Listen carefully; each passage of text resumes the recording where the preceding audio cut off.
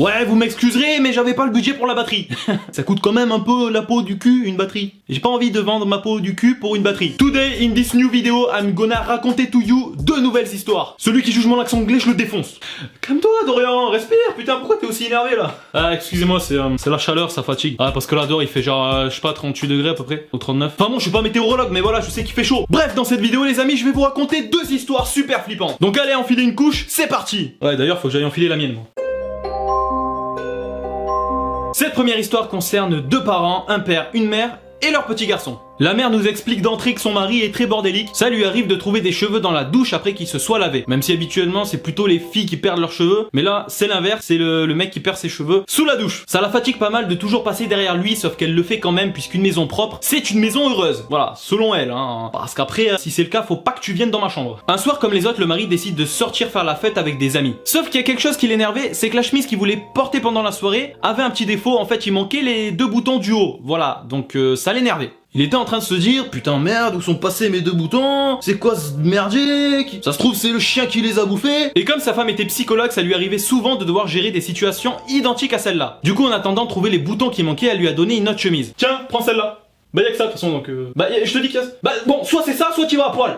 Bah tu vois quand tu veux. Aussitôt qu'il a enfilé sa chemise, il se presse pour sortir de chez lui et choper un métro. Et après seulement quelques secondes que le mari soit parti, le petit garçon se met à pleurer. Sa mère, tout naturellement, lui a alors demandé qu'est-ce qu'il y a. Il a alors juste fait signe avec son doigt en pointant le dessous de son bras et elle a immédiatement pu voir une ecchymose violette. Bon, et si vous ne savez pas ce que c'est, petite photo.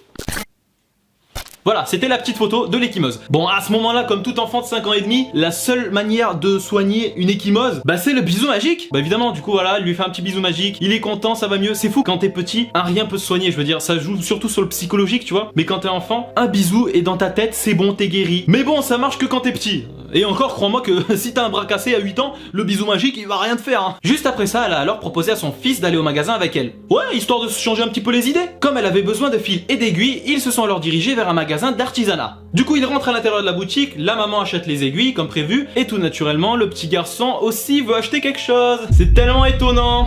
Bon, après, un homme de 5 ans dans un magasin d'artisanat, je sais pas trop ce qu'il veut acheter, mais bon. Il avait repéré au fond du magasin une peluche, une vieille peluche un petit peu antique, avec un petit peu de poussière. Du coup, la mère accepte de lui acheter sa petite peluche, et ensuite, ils rentrent chez eux. Une fois rentrés chez eux, il faisait complètement nuit et ils entendaient des pas. Sans doute son mari. Quelques instants avant que le mari rentre dans l'appartement, elle attrape son fils et l'enferme à l'intérieur d'un placard. Hé, c'est ton fils, hein, c'est pas un balai. Après ça, le mari ouvre la porte et crie: où est cette petite merde? Bon, je sais pas trop de qui ou de quoi il veut parler. Voilà, je pense qu'il est bourré. Hein? Ouais, il y a de fortes chances. Oui, il a pas bu qu'une grenadine si tu vois ce que je veux dire, hein. Bon, et bien du coup mes pensées étaient bien correctes. Notre mère au foyer nous affirme bien que son mari était bourré. Alors ça, Ouais non, t'as pas bu que de la grenadine toi. Du coup je commence à comprendre pourquoi elle avait mis son fils à l'abri à l'intérieur d'un placard. Parce que c'est une situation qui peut très vite dégénérer, on sait jamais comment la personne va réagir. Et même elle est morte de trouille. Elle lui dit alors en se dirigeant vers l'évier: stop, tu nous feras plus jamais de mal. Bon, et comme ça ne lui a pas trop plu, il riposte en disant: qu'est-ce que tu vas faire? Hein? Qu'est-ce que tu vas faire toi? Hein? Moi je suis bourré? Elle a sorti la peluche de son fils qu'elle a acheté au magasin. Elle s'est servie de 2 boutons de chemise pour faire les yeux et des poils que son mari laissait dans la douche pour faire les cheveux. Ouais, c'est clairement devenu une poupée vaudou le bordel. Elle s'en est alors servie pour se protéger en fait. Elle a tout simplement menacé son mari avec cette poupée en disant que s'il s'approchait trop, il pouvait éventuellement lui arriver une petite couille quoi. Tu vois ce que je veux dire? Mais bon, lui il s'en fout, dans sa tête c'est un taré. Il a continué de s'approcher, du coup ce qu'elle a fait, c'est qu'elle a allumé l'interrupteur de la poubelle, puis elle a jeté la poupée à l'intérieur. C'est une poubelle en fait qui broie les déchets automatiquement quand tu la mets en marche, du coup la poupée, y a plus de peluche. Ah ouais, je suis désolé mon fils, mais bon voilà, c'était... Maman t'en achètera une autre, c'est pas grave. Ton père? Bah il est dans la poubelle, je te laisse aller voir. Franchement cette histoire elle est incroyable. Tout est bien ficelé. En fait c'est elle depuis le début qui avait pris les boutons de la chemise. Elle avait déjà en tête son idée depuis le départ. Et elle a vraiment fait une putain de poupée vaudou au final. Et après elle s'en est servie comme un moyen de défense contre lui. Morale de l'histoire, si un jour vous voulez vous défendre face à quelqu'un, ah ben voilà, vous savez ce qu'il vous reste à faire. Vous faites une poupée vaudou et puis vous le menacez comme ça. Et puis s'il refuse d'obéir, vous jetez la poupée dans une poubelle électrique. Bon voilà, je sais pas vous, mais cette histoire, moi personnellement, m'a vraiment bien fait kiffer. Du coup, sans plus tarder, deuxième histoire. Cette fois-ci, ça concerne une pédopsychiatre qui s'occupe d'un cas vraiment très spécial. un enfant, pour pas changer.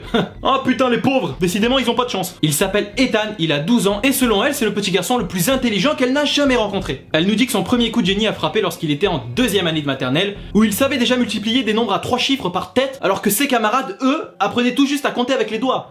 Tu vois, donc déjà il y a un petit décalage. Lui il est au-dessus le gars. Ah lui il va sauter 4 classes, c'est sûr. Il était fasciné par les mathématiques, surtout les probabilités, alors que c'était même pas encore un programme. Ah mais lui il va avoir le bac à 12 ans, c'est sûr. Du coup en voyant ça, le professeur il a immédiatement demandé aux parents d'Ethan de l'envisager à sauter quelques notes, voire quelques classes. Moi j'ai redoublé 2 classes, lui il va sauter 2 classes, tu vois. Tu vois la différence de niveau? Bon, par contre les parents sont complètement contre cette idée, ils pensent qu'en fait ça va être beaucoup trop de travail pour eux, dans leur vie déjà très mouvementée. Ethan c'est avant tout un enfant discret qui a du mal à se faire des amis à l'école, sans doute parce qu'il est différent des autres, et d'ailleurs c'est complètement con, à l'école il faut accepter tout le monde. Notre pédopsychiatre nous dit que Ethan lui a été envoyé parce qu'il était le seul présent sur la scène de crime, lorsque sa babysitter de 19 ans, Christine, a été brutalement assassinée par un tueur en série. Pour le moment on sait juste que pendant que le tueur était en train de tuer sa babysitter, Ethan lui était dans la salle de bain en train de compter les carreaux au sol. Ouais, on est d'accord qu'il a un problème ce môme. Au moment où les parents sont rentrés chez eux, ils ont vu le corps sanglant sur le sol, et quelques mètres plus loin dans le salon, leur fils, assis sur le canapé, en train de jouer à la tablette. Ah là déjà tu te poses des questions putain. Ouais bah c'est ça, ta babysitter est morte, mais vas-y joue à Candy Crush. Ah c'est bien. C'est la raison pour laquelle ensuite il a été mis en relation avec une pédopsychiatre, puisque du coup c'était en fait le seul témoin de la scène de crime, et voilà, si on avait des questions, c'était à lui qu'il fallait les poser. Mais à chaque fois que la pédopsychiatre tentait de lui poser des questions, il répondait que très vaguement, il haussait des épaules ou alors il ne savait pas quoi répondre. Aujourd'hui cependant, elle a décidé de parler plus sérieusement de ce qui s'est passé pendant cette soirée avec Ethan. Et incroyable, le petit garçon super intelligent s'est enfin décidé à parler. Il a alors dit qu'il voyait un homme venir chez lui tous les soirs, et ça pendant une semaine. Est-ce que ce serait pas le psychopathe qui a tué sa babysitter? Ouais, on tient un truc là, ouais, bien Ethan, bien, t'auras un carambar. Il le voyait chaque soir par la fenêtre de sa chambre, il savait que la police le recherchait, et en plus de ça, il se doutait qu'il allait faire quelque chose de mal. Bah dans ce cas-là, pourquoi t'as rien dit, trou du cul? Quand il s'agit de demander à papa et maman un jeu pour la Xbox, là, tu t'ouvres ta gueule, mais là non, tu t'es dit, peut-être qu'il y a un tueur, il va tuer quelqu'un, je sais pas où, mais voilà, non, mais t'es con, Ethan! Ce qu'elle comprend pas, la pédopsychiatre, c'est comment est-ce qu'il peut raconter un événement pareil aussi naturellement sans même avoir un soupçon de remords, quoi. Je veux dire, en fait, il déballe un peu ce qu'il a vu comme ça, comme si c'était vraiment normal, en fait, d'avoir vu ça pour lui. Et il a rien dit, et lui, même là, maintenant, tu vois, il a aucun remords. Il a même pas un petit, j'aurais pu faire ça éventuellement, mais non, mais je voulais qu'elle crève, en fait. Je voulais pas dire, mais voilà.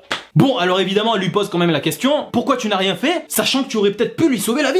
Et là, Ethan répond, Christine n'a jamais aimé lorsque je parlais de mathématiques. Elle trouvait ça bizarre.